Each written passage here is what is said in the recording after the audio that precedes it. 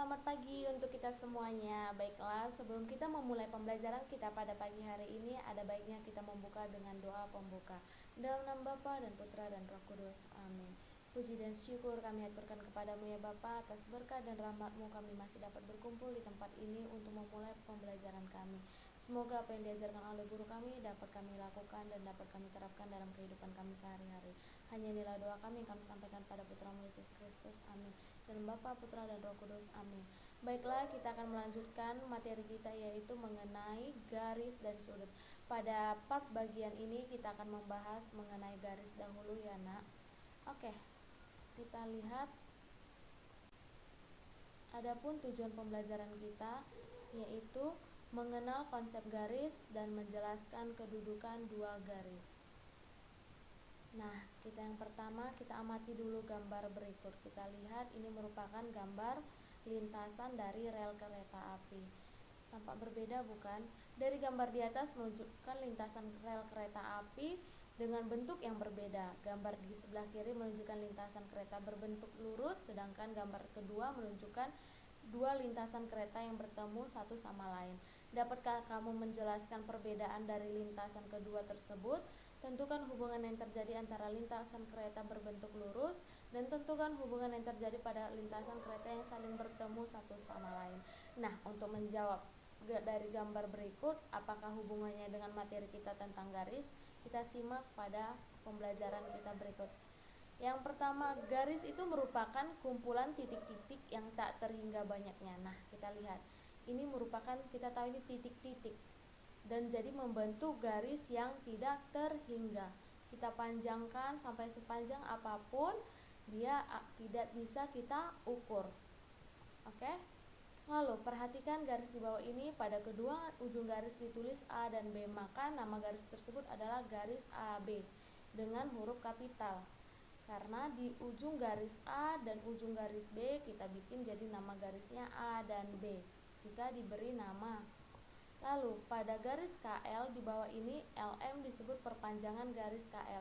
Nah, dari garis KL lalu LM menuju ke LM. LM ini disebut dari perpanjangan garis KL karena kita memulainya dari KL terlebih dahulu, lalu kita perpanjang dari L ke M menuju M.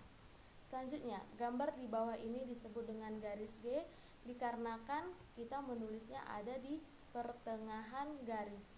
Beda halnya dengan tadi garis AB dikarenakan kedua ujung garis kita beri nama dengan huruf kapital. Jika hanya diberi satu nama, itu kita tulis dengan huruf biasa kecil.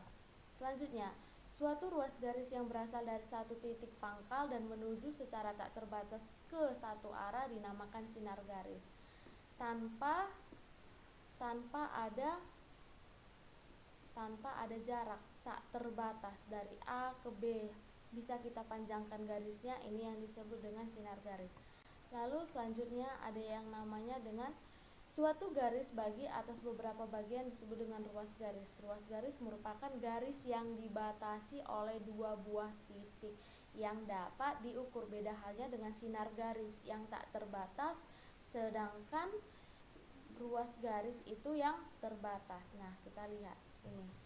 Berarti A ke B langsung titiknya. Tadi sinar garis pakai tanda panah, artinya bisa kita perpanjang garisnya, sedangkan ruas garis tidak, beda. Lalu katanya tadi ruas garis ini merupakan garis bagi. Berarti membagi garis menjadi beberapa bagian sama panjangnya. Kita perhatikan gambar di bawah berikut. Pertama kita gambar garisnya, lalu kita membaginya menjadi beberapa bagian sama besar. Ini ada P, Q, R, S, M, berarti ada 5 bagian. Lalu dari M kita sambungkan ke titik B, ruas garis P1, Q1, R1, S1, dan M1. Lalu inilah yang disebut dengan ruas garis atau ruas bagi garis. Oke, selanjutnya kita masuk ke contoh soal. Berdasarkan ruas garis tadi yang kita pelajari, lihat gambar berikut ini. Perhatikan gambar berikut dan tentukan nilai dari si X ini. Berarti diketahui pada gambar di samping bahwa BM itu sejajar, mana garis BM sejajar dengan garis PQ.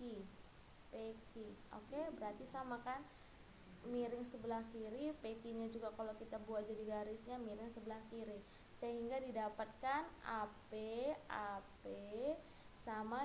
berbanding dengan PB, lalu sama dengan AQ berbanding dengan QM. AP-nya yang kita cari garis X, baru PB itu adalah 3,6, lalu AQ itu adalah 2 cm dan QM-nya 3 cm.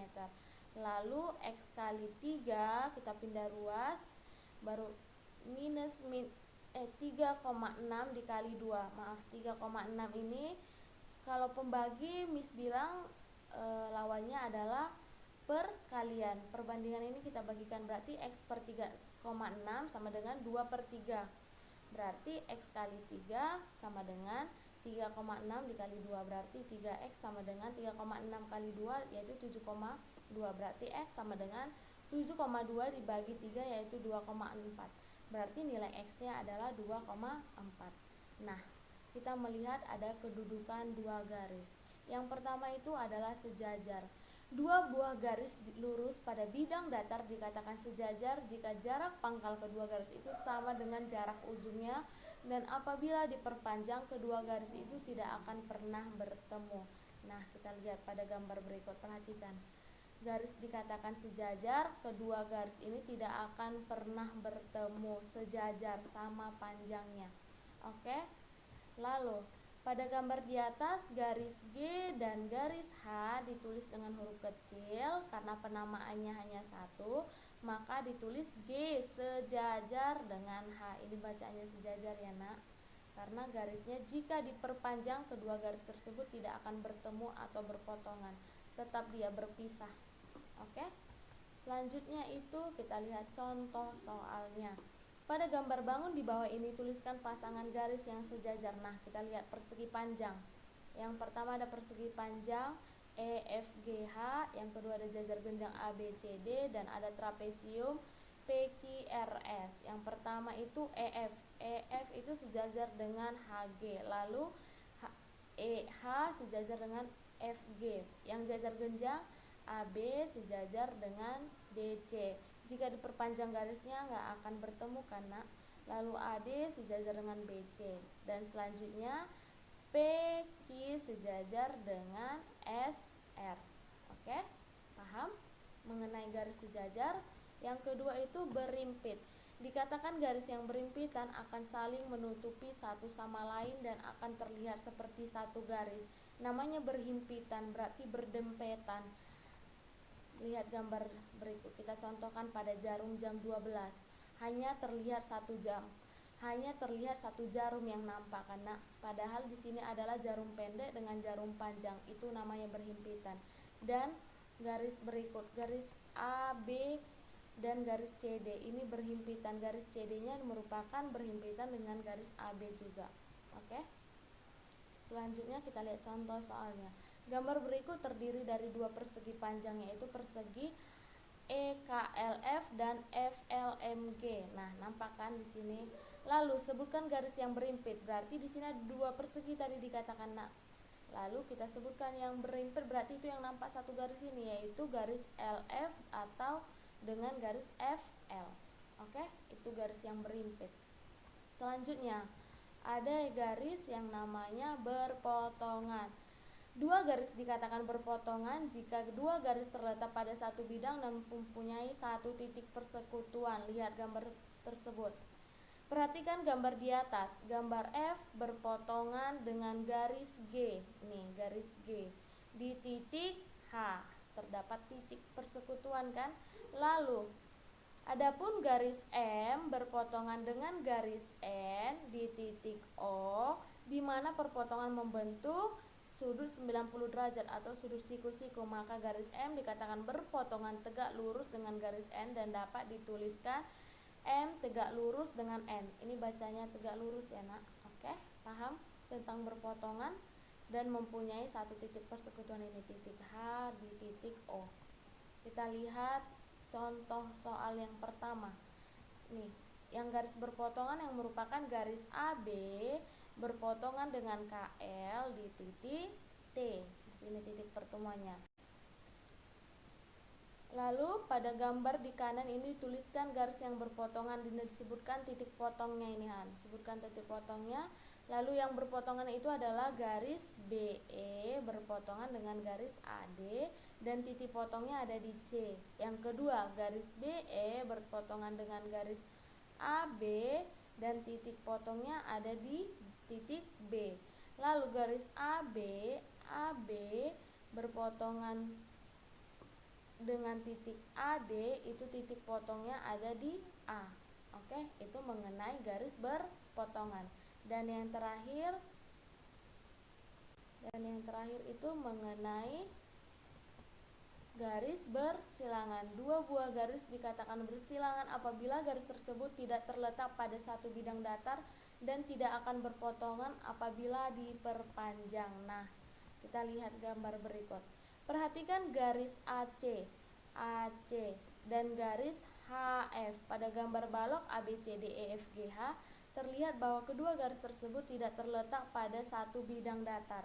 Garis AC terletak pada bidang ABCD, ini bidang yang di bawah, garis AC. Lalu garis HF itu terletak pada bidang EFGH yang bidang atas. Apabila kedua garis tersebut diperpanjang, maka kedua garis tidak akan pernah bertemu dan tidak akan pernah berpotongan. Ini yang dikatakan garis bersilangan, karena diperpanjang pun garisnya tidak akan berpotongan satu sama lain atau tidak akan saling bersentuhan. Biasanya garis bersilangan ini ada pada bangun ruang. Oke? Kita lihat contoh gambar berikut.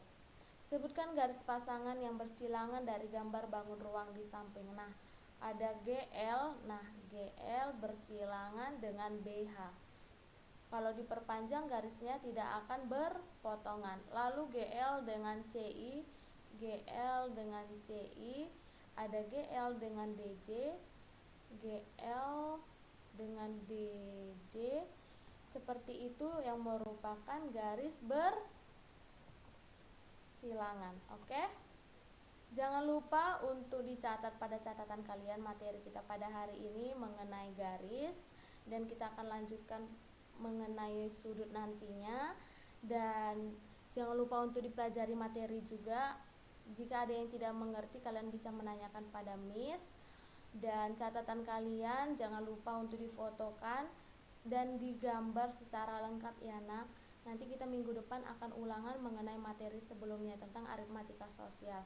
Jangan lupa untuk selalu mengikuti pembelajaran, jaga kesehatan, dan tetap mengikuti protokol. Sekian dari pembelajaran kita hari ini. Terima kasih.